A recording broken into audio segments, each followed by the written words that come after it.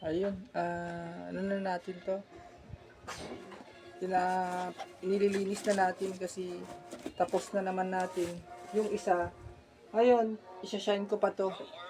Ito yung sirang-sira na. Ayan, ito yung sirang-sirang boots.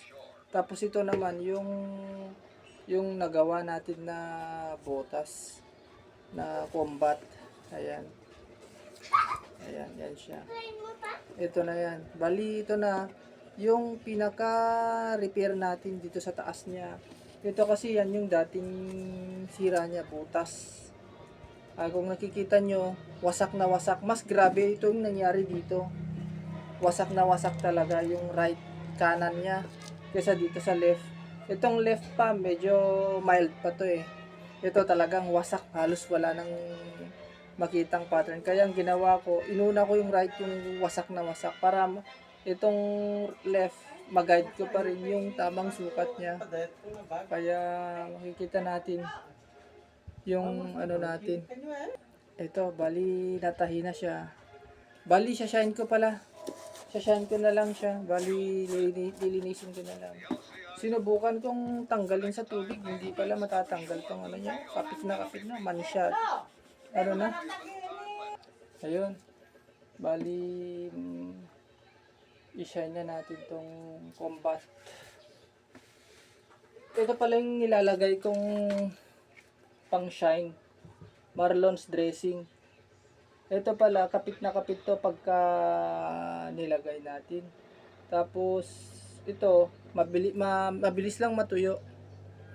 Fast dry naman to, saka liquid siya. Pagka natuyo, ayan, tingnan nyo, parang, ayan, goma siya. Pwedeng lagyan yung tela, pwede sa tela, pwede sa leather. Kahit anong, ano naman, pwede ito.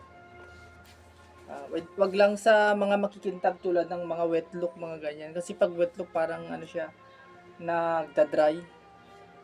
Pwede naman, pero hindi alternative na pwedeng ilagyan ng ganito. Kasi pagkalaon, ano siya, nagbabalat. Kaya hindi pwede. Ito yung kailangan talaga sa leather lang natin nilalagay. Ito, kung ganito yung sapatos nyo, ito ilalagay nyo, Marlon's dressing, leather siya. Ito pala, ito yung ano natin, yung combat na natatapos na natin. Ito naman yung sirang-sira na partner niya. Wala na, sira na talaga. Wala na, bali i-repair na lang natin. Yung wasak na sunog. Tapos ito naman yung naayos na natin. Bali ang gagawin na natin na shine. May papayo pala ako dun sa mga gustong bumili nito. Pwede kayong bumili ng Shopee sa ganito, Marlon's Dressing Black. Kahit anong kulay naman, meron kayong nabibili. Ang may papayo ko lang, huwag kayong bumili ng ganito kung iisa lang yung sapatos nyo. O dalawa, apat yun. Kasi ito, pag magtagal, mag-expire, matutuyo to, hindi mo na magagamit. Kaya masasayang yung pera nyo.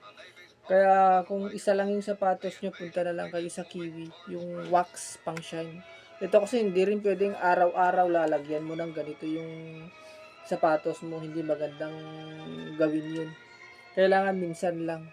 Kasi ito pagka nalagyan natin ng sapatos ito araw-araw, ang nangyari, naiipon yung dun sa gilid niya. Yung sa leather niya.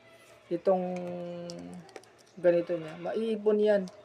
Hanggang sa pag magbalat yan, parang pangit na tingnan. Kaya mas mainam na wax na lang ang ilagay nyo. Ang wax kasi pag kahit araw-araw lagyan yan. Pag shine yan, magiging maitim ulit eh. Kaya mas mainam. Dito, ito kasi kukulayan niya yung leather, magiging parang bagong-bago. Ayan. Dito ko na papakita sa inyo kung paano ito natin ginagawa. Ayan. Ito na yung natapos ko. Ayan. Ito yung, ayan, yung sa harap niya. Ayan. Ina-apply ko na.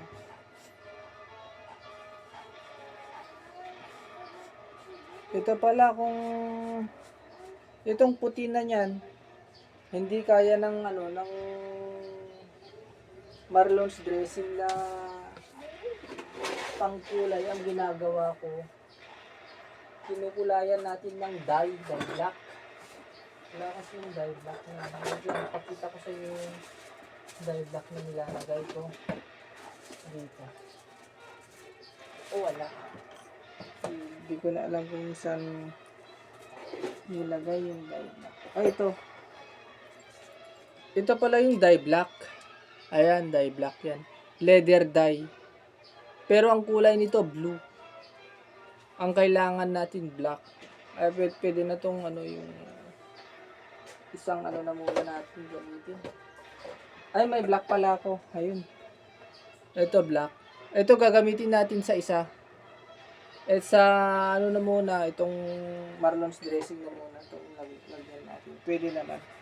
Pero sa standard, pagka may faded talaga yung kulay nito, kailangan ang mauna yung dye muna bago yung marlons dressing. Ayan. Ito muna para maging bago. Ang gamitin nyo palang foam, ang gamitin nyo palang pangpahid dito foam. Pwede rin toothbrush pero latak-latak yung pagka-toothbrush. Mas maganda foam para pantay yung pagkulay nyo. Ayan. Mas maganda to pagka matapos. Shine na natin. Ay, mga puti-puti yan. Nasunog yan. Mga puti-puti na yan. Nasunog eh. Hindi ko alam kung anong nangyari dito. Bakit nasunog. Ang kwento ni sir, nasasayangan daw siya kaya pinapa-repair niya. Saka fit daw sa paa niya. Maganda daw sa paa.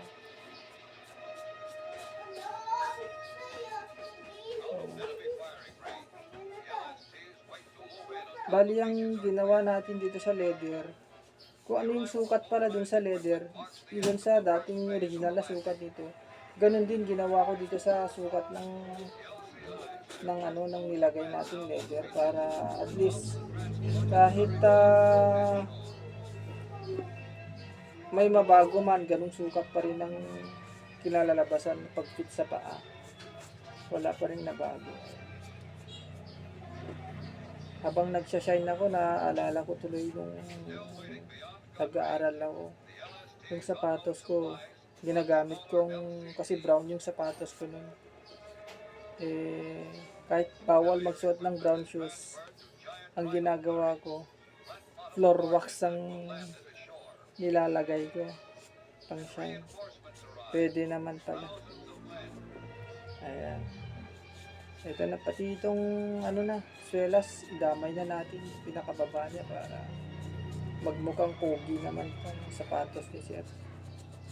Ayan, maganda yung pinalabasan sa sipag at tiyaga natin na natin yung nakuha natin yung tamang ng combat. Ayan. Oh.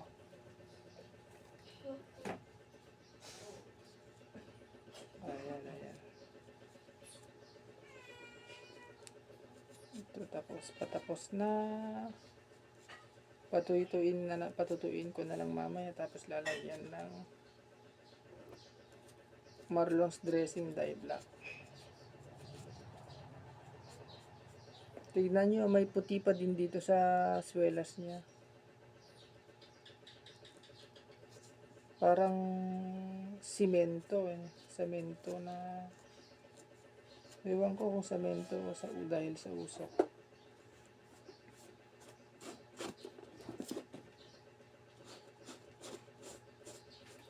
Ayan.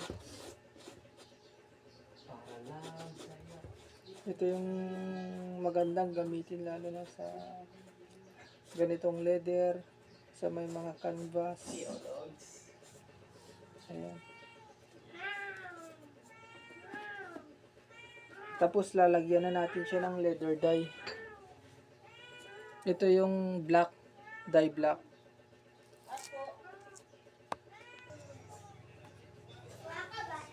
Ayan, ito na yung natapos nating sapatos. Bali yun. Naging dark na siya, black. Naging yun, bagong-bago na siya. Ayun, okay na. Naging bagong-bago. Parang brand new na ulit. Bali, pinaghalo ko yung yung dye black saka Marlon's dressing. Ayun, naging pogi na. Kumapit ulit yung pangkulay natin. Natakpan niya yung kulay puti na nakalagay dun sa sapatos kanina. Ayun, layo ng diferensya. Ito, natapos ko na. Ito yung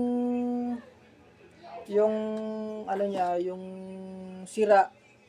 Yung halos hindi na magagamit. Ngayon, nung na-repair natin, taran, ito na yung natapos. Ayan. Ganda na. Sa mga nais magpagawa, pwede po kayong magmensahe sa aking Facebook page. Panoorin yung mga nauna kong na-upload dito sa page natin. Ayan, itong combat na to, makapal na siya, saka hindi agad-agad na nasisira. Ayan. Bali, lalagyan na lang natin ng thread. Papasukat na lang natin kay sir para makita natin yung kung maganda sa paa niya. Kung may adjust o okay na to. Okay. Tatawagan ko na tong may-ari. Okay. Salamat sa panonood and God bless sa inyong lahat. Thank you.